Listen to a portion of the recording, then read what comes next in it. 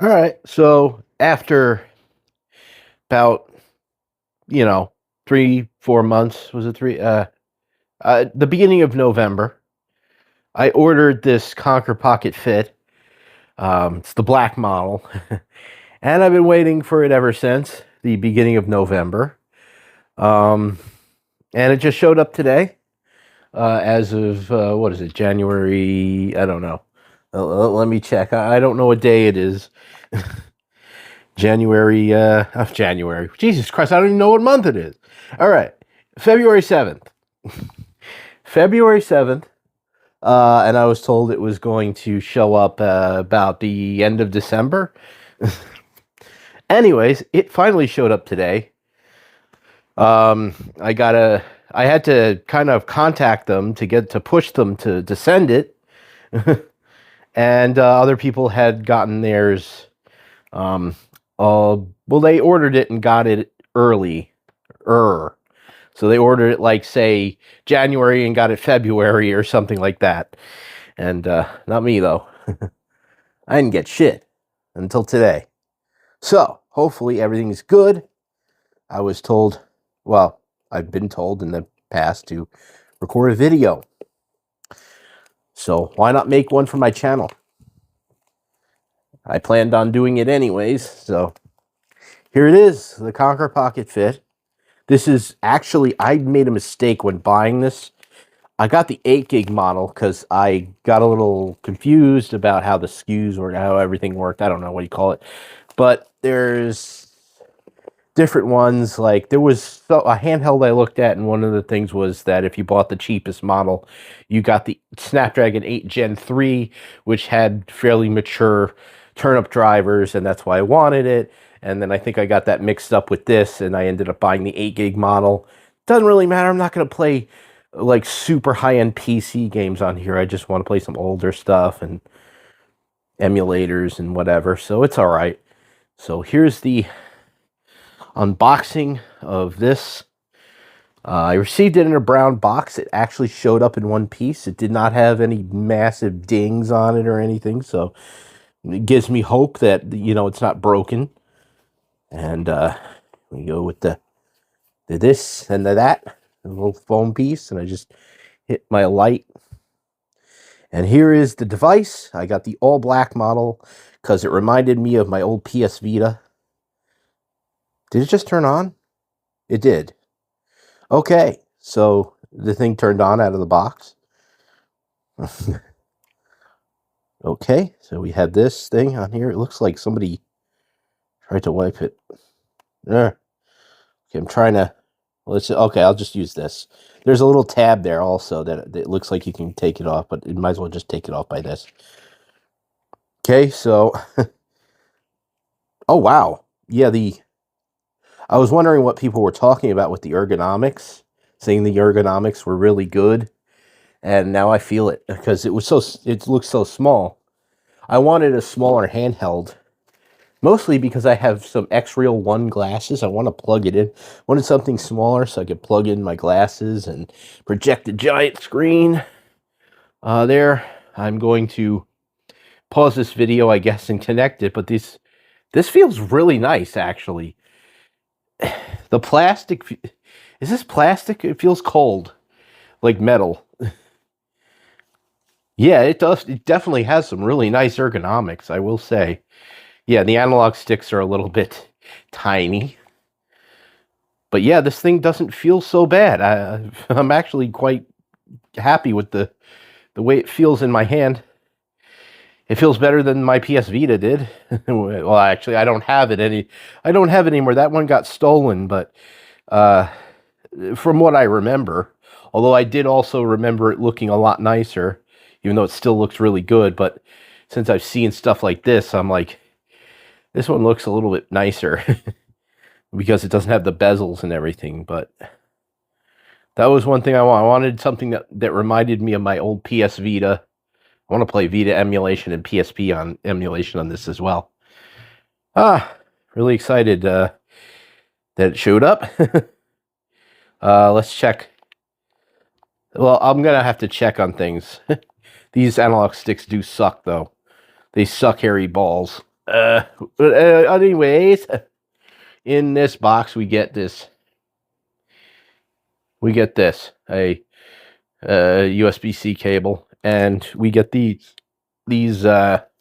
analog stick caps are a little bit bigger. Can't imagine I'll enjoy them. They don't look that much better, but there's that. And this is just the 8 gig model. This is the cheapest one they have. And yeah, I mean, I'm surprised how good the ergonomics feel in my hand right now. I also have today a new Wi-Fi 7 router coming because it's a tri-band router, and I was hoping to offload some of the traffic, just to reduce stuttering a bit, hopefully. I don't expect miracles, but I was hoping that I could have some stuff on one band and stuff on the other, and then I would have less stuttering when streaming games. But whatever. I'm going to set this up now, and I'll come back later.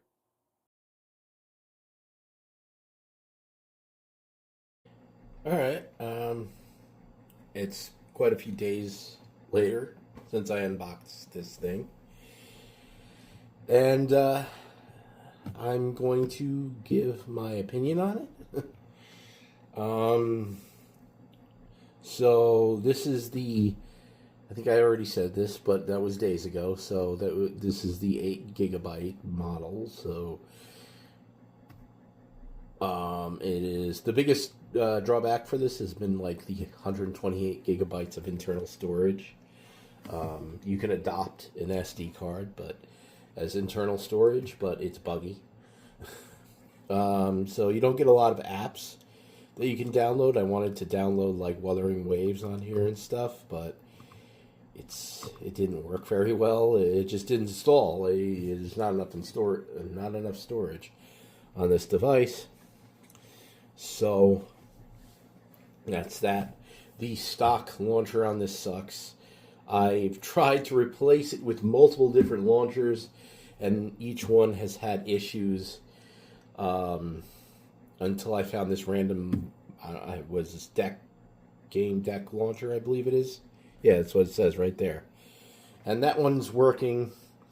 I had something, what was that launcher? Beacon launcher. I used Beacon launcher, and it was working great for a few days, and then all my games just started disappearing off the home screen. I don't know why, they just did. Then I switched to console launcher, and that was doing great until I plugged these in. These are the glasses.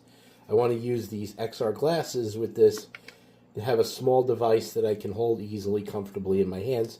Plug those glasses right in, and I can have a projected big screen and play games when I want to. Also, they now convert 2D to 3D fairly well, and that's a cool feature to have. You have this giant screen, play like Mario Kart 8 or something in 3D on a big screen, and that was cool. But the thing with console launchers, it wanted to take over the external display, or it just needed to do that, and that was causing problems.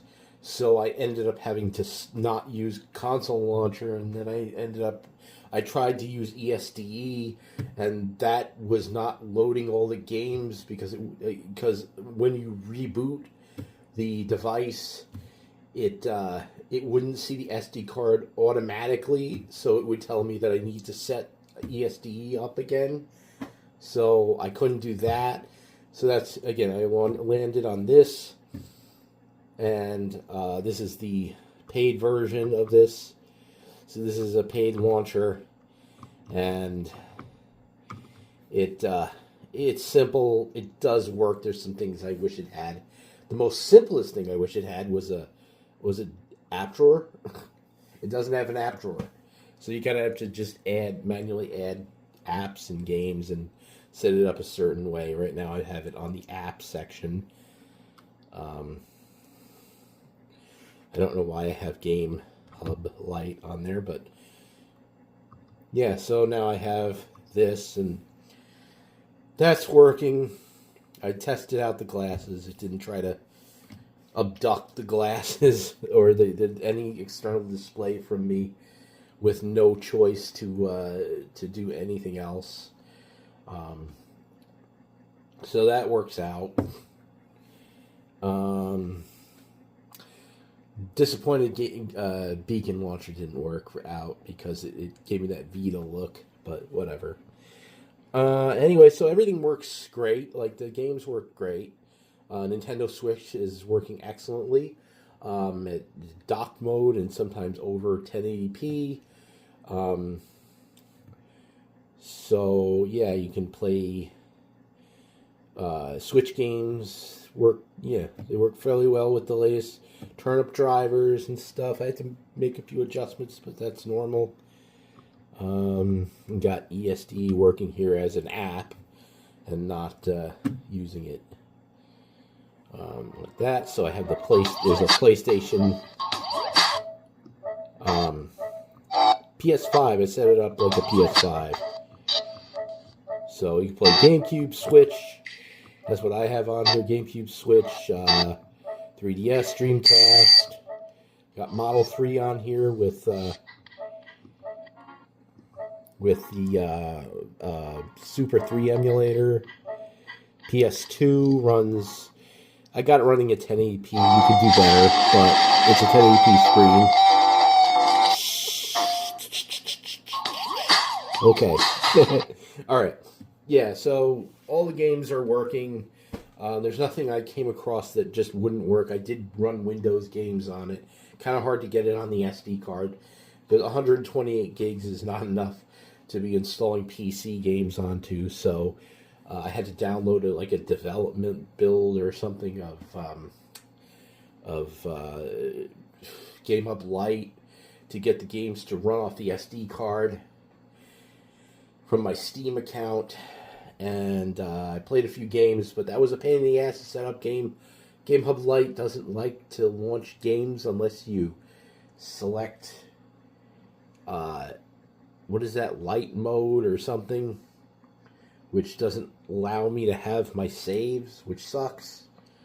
And then Game Hub, the official one, works great, but I can't put my games on the SD card with that, so yeah. So, unfortunately, there was kind of issues with that. Oh, yeah, okay, so, yeah. So, anyways, yeah, emulation, outside of that, has been working great. I'll do some videos on it, separate videos from here. You got Android games, so I got Burnout. Grid Legends. There is a Burnout Legends, but yeah, Grid Legends. That works great. It looks good. I was playing it at 30 FPS in graphics mode. It's one of the few games where I prefer to play in 30 FPS if I have to. Asphalt Legends works great. Using GeForce Now, streaming, felt native. But the one thing I will say is an atrocity with this thing. Atrocious. I bought new ones. These joysticks are horrendous. Not only do they suck as physical joysticks, they're worse than the Switch joysticks. I've seen people upgrade them by putting Switch joysticks on them. That's an upgrade for this thing. But on top of that, when you get them, the chances are they're not going to be calibrated well. And calibrating them is a huge pain in the ass. It's like you have to have perfect movement with your thumbs, which most people don't really have. So you have to move the joysticks in a circle perfectly up against the edge here twice. And because your thumbs don't normally work that way, you end up messing it up all the time and having to go back and do it again, do it again, do it again until you get it right. So that took me forever. One other issue I had that cropped up for a little bit, very small amount of time, I made a Reddit post about this, and it stopped happening magically, but the LEDs on the joysticks would start flickering. And other people have had this issue too. and it was really annoying. It was like it could give somebody a seizure, and I don't know. It just stopped. It stopped doing that, but it was just like flickering, and then when you would turn the joysticks, the LEDs off, it would still flicker. It would flicker green. So the light would be off, but it would be flickering. But again, that stopped happening. So I don't know what happened there, but it hasn't happened since. That was days ago. So what do I like about this? The D-pad is really good. It's very accurate. It's not the most expensive feeling D-pad, but it's very accurate. Hitting my, hitting everything perfectly fine. The buttons here, the face buttons are all right. They're buttons. They're a little small, but the whole device is fairly small. Speakers on this are amazing. I really like the speakers on this. I did put a little bit of a bass boost on them with their built-in equalizer, but I don't think I really needed to. I just liked playing with the equalizers and stuff. So speaking of sound, too, I tried the headphone jack. That's something I don't see anybody talking about. And the headphone jack was okay. It was average. I plugged in some IEMs. I have the Truth Zero, what is that called? Truth Zero Red. Truthier Zero Red, I believe it is. And it kind of powered them. It wasn't loud enough for me, but it was decent. I think it would be loud enough for most people. It's just I like to blow my eardrums out, so it didn't do that. And I know those things can do that for me if it's powered properly. But for cheaper IEMs, it'd probably be fine. If not, you might want a dongle for the headphone jack. And so I also have a 1 terabyte SD card in here loaded with ROMs. And I'm still not done because I have plenty of storage. I got PC games and ROM. Ooh, God, well, I don't know what that was, but got PC games and ROMs downloaded to the SD card. And, I got some Android games running on here. It has power, plenty of power to run these games. I haven't had any issues. Like, I know people say 8 gigs of RAM is a big issue, and it probably is for some games, but I'm not playing those games on here, and my biggest issue is just the 128 gigabytes of storage being not allowing me to play certain Android games. I tried Call of Duty Mobile on here. The controls were so wonky, but that may have been an issue with the calibration of the joysticks. I don't know, but it was quite terrible. It was more just the controls sucked. I mean, the game ran perfect. That's not an issue, but I ended up deleting it because it's just, I wasn't having as much fun. The Call of Duty's kind of boring me recently. I've played way too much of it. But yeah, like I said, I mentioned game streaming is working great. Latency isn't a problem. I'm also connected now to a Wi-Fi 7 router on a 6 gigahertz band, so of course that's going to help. But you may want to check out your home network and all that. For GeForce, the internet does matter, and your home network. So, but it should work.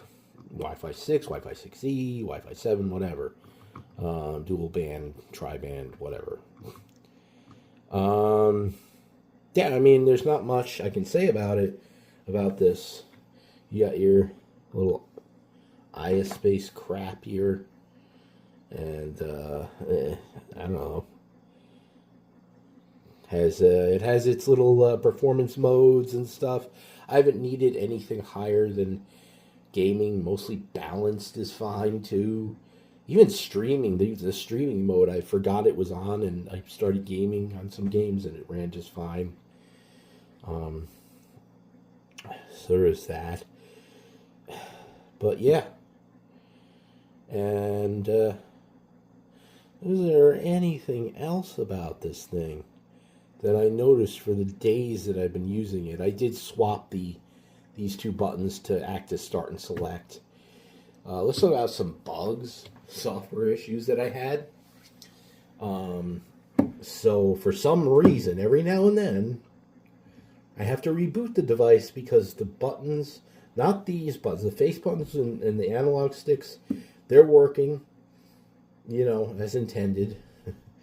But the other buttons, like this button here, and the eye, all these buttons, the extra buttons here, they don't respond sometimes, and I have to reboot because, they're just not responding. And when I reboot, they come back, but it's kind of weird. So up here this is back. This extra button here is actually mapped to back, and this is mapped to home. Oh no, recent apps. This is home. And those a lot of times won't work, and I'll have to reboot to get them back. So that's a weird issue I had, other than the flickering analog sticks, and that sucks. I'm trying to think of any other bugs. Like, there's got to be some bugs. There's got to be. Anyways, if I think of them pop up, I don't want to not mention them because I can't remember. But, yeah. I mean, this is a hell of a lot better than those old JXD devices I used to have, where you expected to use custom firmware from some guy who's working for free.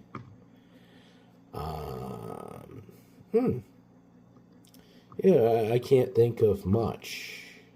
Like the stock launcher is an atrocity. Let me see if I can pull up that crappy launcher. It's kind of hard, and this launcher doesn't have a freaking app drawer, so I'm pulling up Aya's home, Aya Home, whatever, is annoying. I don't want to show it though.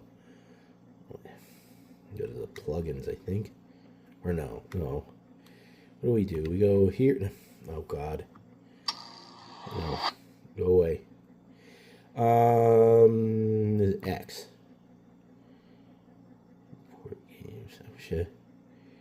I have to go to apps. And then, I didn't put it on here. Alright. Go import games. Okay, it's still gonna, I don't know. It's just Aya Space is trash. Aya Home is a load of garbage, and it gets you there. I mean, you could use it. That's about it. It'll get you to your games, but it's just like you have one dock where you can favorite some apps, and then you have just a big list of apps, like an app drawer, and there's no favorites. There's not. Well, I guess the dock is like the favorites, but it's just very cumbersome to work with, and it doesn't look that great, and I don't know. I just don't like it. But yeah. So I went with this launcher, and that's about it. I plugged these glasses in. It's really cool. Really awesome experience, as long as you don't have applications trying to hijack it. And replace these sticks. I do have some hype sticks on the way to replace them, because these are god awful. One thing about the screen really doesn't pick up fingerprints as much as some others do. They're easy to wipe off. I'm a big fan, even though other people aren't, of glossy fronts on these. I like the PS Vitas, the way they had theirs, but that was, I think, really hard to clean. But this is really, like, I wipe it really quick, and it's like, okay, cool. And it barely gets any fingerprints on it. The back, though, the back does get smudgy. I can wipe it off, but it does get smudgy. But I'm not looking at the back, so it's like, whatever. I don't know. But, yeah, I'm going to just, I'll do some gameplays here. And if I think of anything else, I'll make some videos about it. And just rant mode enabled here. Ioneo decided they would take this Konkr brand, which they're supposed to be, according to them, this is their plan. They were going to release budget devices under this Konkr brand, and then decided the next device is going to be a premium Windows handheld for over $1,000.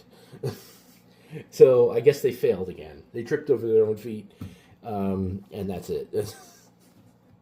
That was weird. I don't know why they didn't just make that an Ioneo device, but I guess forget it.